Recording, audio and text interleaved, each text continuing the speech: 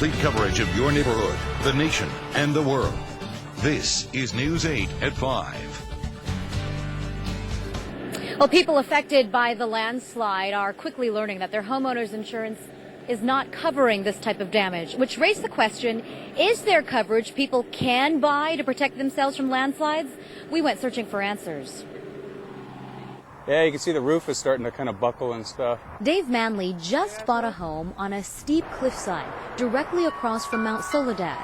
And from his backyard, he has a clear view of the homes damaged in the landslide. That's just sad. And even more devastating, these homeowners will likely not get a dime from their insurance companies. A typical policy does not cover damage from landslides, mudslides, or earth movement. Excluded, absolutely. So what are your options if you live on the side of a hill or cliff? Aaron Farmer, a farmer's insurance agent, says about a month ago, a client of his who lives on Mount Soladad asked if there was such a thing as landslide insurance. I told him at the time I thought it was going to be virtually impossible to find. But after extensive research, Farmer did find a company willing to write a policy covering landslides and floods. They filled out the application form for a $1.2 million policy to cover the structure and the contents, answering questions about the distance from the cliffside to the home, 50 feet in this case, and the degree of the slope. Listen to the premium for this policy, nearly $10,000 a year, plus a 10% deductible. It definitely seemed pretty high, but then again, it's risk reward. Today, it doesn't seem like it's a lot of money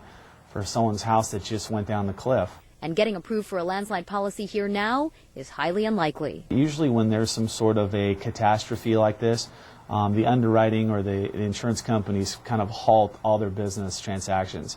But it's not too late for Dave Manley and others who live on hillsides and cliffs in San Diego. Though even in light of this, the price tag is just too steep for most. If we could afford it, I suppose that that'd be great. It's nothing like peace of mind, but that's expensive peace of mind there. $10,000 a year.